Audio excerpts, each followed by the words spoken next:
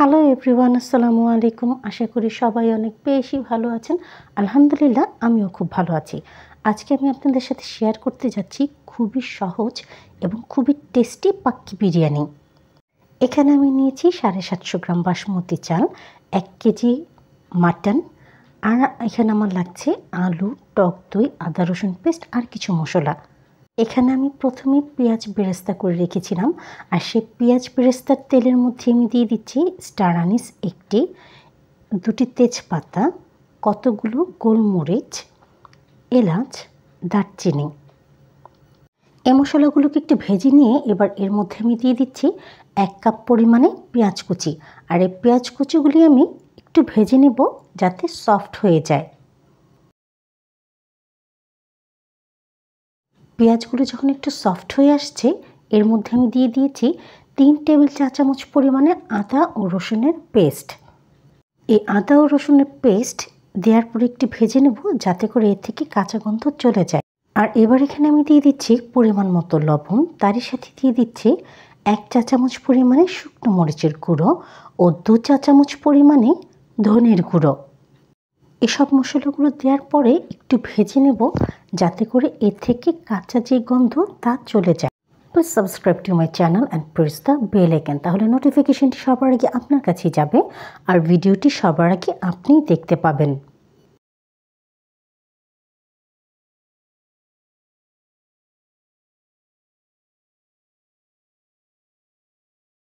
এই মশলাগুলো যখন খুব ভালো করে ভাজা হয়ে গেছে, এবার এর মধ্যে আমি দিয়ে দিচ্ছি 3 টেবিল চামচ পরিমাণে বিরিয়ানির মশলা। এই মশলাগুলো দিয়েও আমি একটু ভালো করে কষিয়ে নিচ্ছি।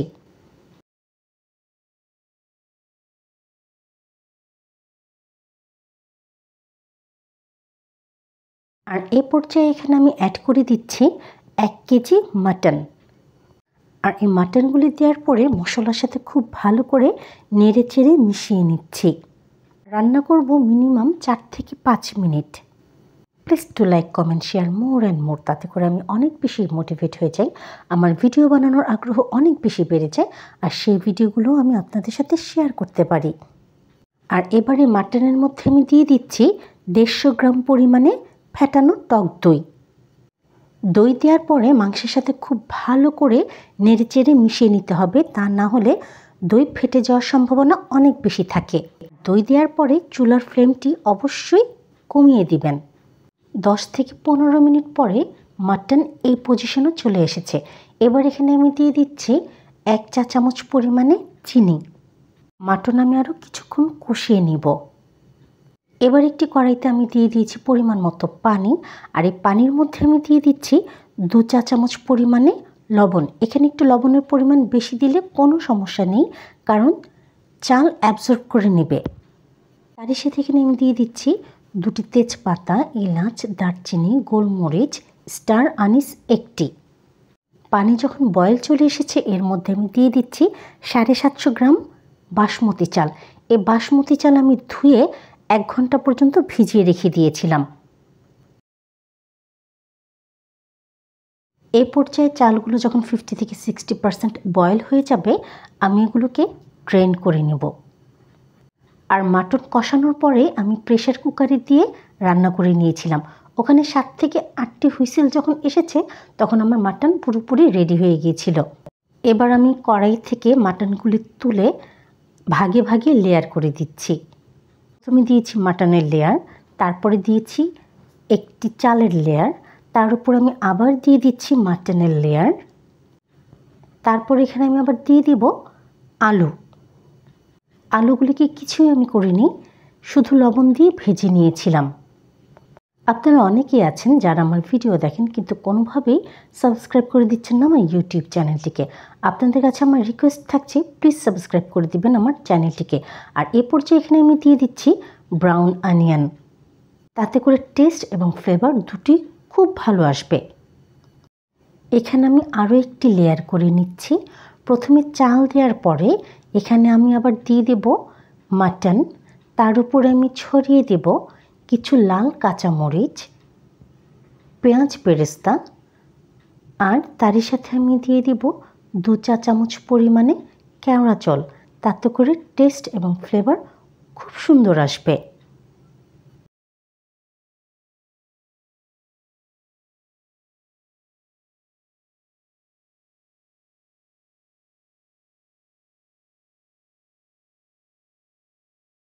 এবার এখানে আমি করে নিচ্ছি বিরিয়ানির ফাইনাল লেয়ারটি। চালগুলি দেওয়ার পরে আমি খুব ভালো করে স্প্রেড করে দিচ্ছি পুরো কড়াইয়ের মধ্যে। আর তার মধ্যে এখানে আমি দিয়ে দিচ্ছি 2 হাতা চাল সিদ্ধ করা পানি। তার উপরে এখানে আমি দিয়ে দিচ্ছি ইয়েলো ফুড কালার। এটি অপশনাল, আপনারা চাইলে দিতে পারেন বা নাও দিতে পারেন, দিলে দেখতে সুন্দর লাগে, আর কিছুই না। তার মধ্যে এখানে আমি আবার দিয়ে দিচ্ছি 2 টেবিল চামচ পরিমাণে ঘি। এরপর আর কিছুই করতে হবে না, ঢেকে দমে বসিয়ে দিব 20 থেকে 25 মিনিটের জন্য। বিরিয়ানি হয়ে যাবার পরে অন্তত 15 থেকে 20 মিনিটের জন্য রেস্টে রাখতে হবে। তা না হলে গরম গরম বিরিয়ানি যদি আমরা খুলতে যাই বা বাটতে যাই, তখন এই বাসমতি চালগুলো ভেঙে যাওয়ার সম্ভাবনা থাকে। যখনই আমরা বিরিয়ানিগুলি মিক্স করব, তখন পাতলা কোনো চামচের সাহায্যে একটি সাইডের থেকে ধীরে ধীরে মিক্স করে নিতে হবে। আপনারা দেখতেই পাচ্ছেন দর্শক, কি সুন্দর লাগছে দেখতে। আর আলহামদুলিল্লাহ, এর টেস্ট ছিল অসাধারণ। আপনারা একবারের জন্য হলেও অবশ্যই আমার এই রেসিপিটি ট্রাই করে দেখবেন। আর আপনারা কি কোথা থেকে দেখছেন আমাকে অবশ্যই কমেন্ট করে জানাবেন। এবার আমি আমার এই পাক্কি বিরিয়ানি আপনাদেরকে সার্ভ করে দেখাচ্ছি। আমি বিরিয়ানি সবসময় খেতে পছন্দ করি কাবাব অথবা চিকেন তন্দুরি দিয়ে। আপনারা কি দিয়ে খেতে পছন্দ করেন তা সেটি আমাকে অবশ্যই কমেন্টের মাধ্যমে জানাবেন। দেখতেই পাচ্ছেন দর্শক, কি চমৎকার লাগছে দেখতে। আপনারা অবশ্যই একবারের জন্য হলেও ট্রাই করে দেখবেন। আর যদি আপনাদের আমার এই ভিডিওটি ভালো লেগে থাকে, তাহলে অবশ্যই সাবস্ক্রাইব করে দেবেন আমার ইউটিউব চ্যানেলটিকে। সাথে থাকার জন্য ও পুরো ভিডিওটি দেখার জন্য সবাইকে আন্তরিকভাবে ধন্যবাদ। ইনশাল্লাহ দেখা হবে পরের কোনো নতুন ভিডিওর সাথে।